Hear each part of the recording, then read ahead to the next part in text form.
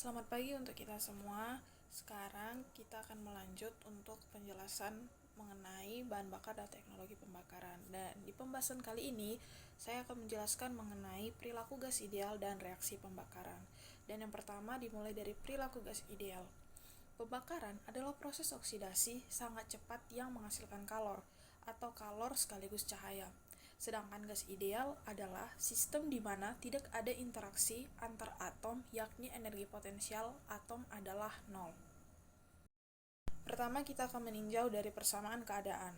Persamaan keadaan untuk gas ideal yaitu PV sama dengan N kali R kali V kali T, di mana jika dengan berat molekul gas atau disimbolkan dengan MW, maka menjadi PV sama dengan N kali berat molekul gas kali RV per berat molekul gas dikali T, di mana P kali V itu menjadi M kali R kali T, dan PV per M sama dengan R kali T, dan didapatkan persamaan yang baru menjadi P sama dengan Rho kali R kali T, di mana RV itu adalah konstanta gas yang bernilai 8.315 Joule per kilomol kali Kelvin, V itu volume spesifik, Rho itu sama dengan densitas, dan R konstanta gas spesifik, dan MW adalah berat molekul gas. Selanjutnya kedua ialah persamaan keadaan kalori. Yang pertama, energi dalam suatu sistem adalah fungsi dari temperatur. Dengan persamaan DU sama dengan CV kali DT, di mana DU itu adalah perubahan energi dalam sama dengan CV dikali perubahan temperatur. Dengan U adalah energi dalam spesifik dan CV adalah panas spesifik pada volume tetap. Dan yang kedua yaitu entalpi juga merupakan fungsi dari temperatur T dengan persamaan dH sama dengan Cp kali dt, di mana dH itu adalah perubahan dari entalpi spesifik dan Cp itu panas spesifik pada tekanan tetap, dan dt itu adalah perubahan temperatur. Yang ketiga, hubungan antara entalpi spesifik dengan energi dalam spesifik adalah H sama dengan U tambah PV. Dan hubungan antara Cp dan Cv bisa diletakkan dalam persamaan Cp sama dengan Cv ditambah R besar. Selanjutnya yaitu campuran gas ideal. Karena reaktan atau hasil reaksi terdiri dari berbagai komponen, maka perlu dijelaskan tentang konsentrasi dan atau fraksi dari spesies kimia. Konsentrasi molar spesies kimia bisa dikonversikan ke dalam konsentrasi massa, di mana bentuk fraksi massa molekul spesies satu yang lainnya.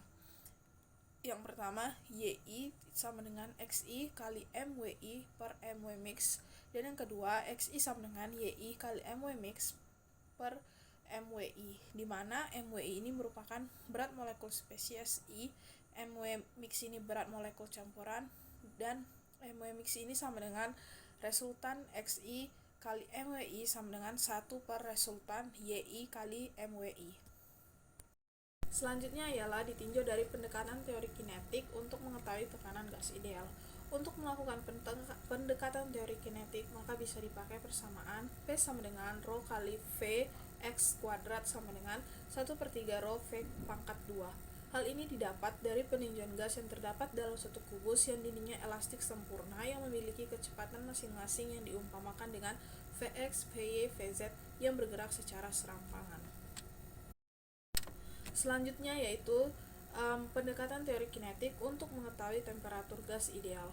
Jika hasil persamaan dari slide sebelah tadi dikalikan dengan volume atau V, maka PV sama dengan 1/3 Rho dikali V dikali V pangkat 2. Dengan mengubah persamaan tersebut, maka didapat persamaan baru yaitu setengah kali MV kuadrat sama dengan 3/2 kali K kali T, di mana K itu nilainya 1,380 kali 10 pangkat min 23.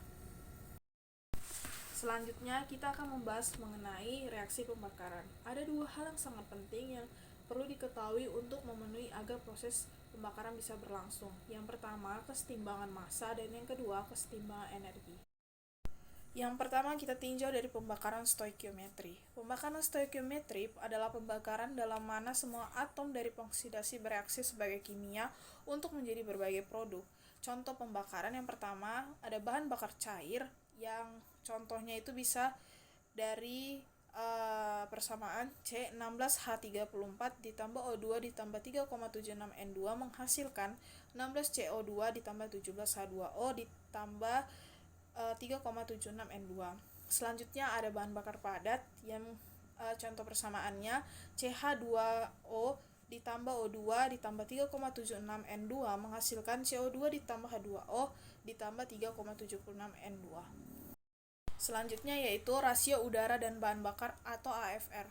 Parameter lain yang berperan dalam rasio udara atau bahan bakar dari suatu reaksi, maka digunakan persamaan. Yang pertama ada AFR stoik yang bisa dihitung dengan menggunakan persamaan N udara per N bahan bakar stoik, dan juga AFR stoik sama dengan M udara per M bahan bakar stoik. Adapun cara lain menghitung perbandingan antara udara dan bahan bakar dalam reaksi adalah menggunakan massa molar langsung. Terus yang ketiga, pengaruh rasio H per C terhadap AFR. Perubahan jenis bahan bakar hidrokarbon membawa konsekuensi perubahan kebutuhan udara pembakaran. Jika mengganti bahan bakar untuk engine kendaraan, maka kebutuhan udara juga harus dipertimbangkan. Artinya, semakin tinggi rasio hidrogen terhadap karbon, maka semakin besar jumlah udara yang diperlukan. Dan kebanyakan serta kekurangan udara akan membawa konsekuensi pada kecepatan reaksi pembakaran.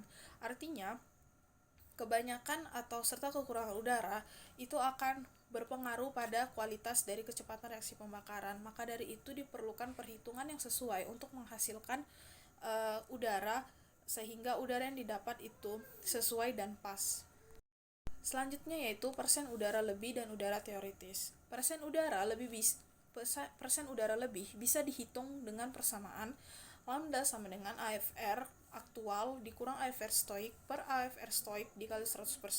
Dalam hal ini, baik AFR aktual atau AFR stoik bisa dalam perbandingan mol atau berat. Sedangkan udara teoritis adalah udara yang berlebih yang disuplai ke ruang bakar dengan tujuan mengantisipasi pembakaran yang kurang sempurna. Hubungan antara udara teoritis dan persen udara yaitu udara teoritis sama dengan 100% ditambah persen udara lebih. Selanjutnya yaitu equivalence ratio.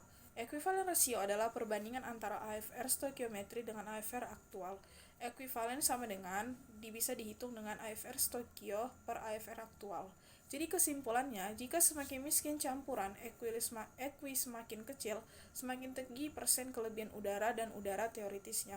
Sedangkan ekuivalen ini sangat berpengaruh pada kecepatan rambat api. Kecepatan rambatan api tercepat terjadi pada ekuivalen sama dengan 1. Pada campuran miskin atau ekuivalen lebih kecil dari 1, dan campuran kaya atau ekuivalen lebih besar dari 1, kecepatan rambat api lebih rendah. Maka dari itu sangat diperlukan perhitungan udara dan hidrogen pada saat pembakaran sehingga menghasilkan reaksi kecepatan pembakaran yang sesuai dan juga sempurna. Sebelumnya disampaikan terima kasih karena sudah menyaksikan video ini sampai habis. Semoga apa yang saya jelaskan bisa sampai ke penonton dan terima kasih.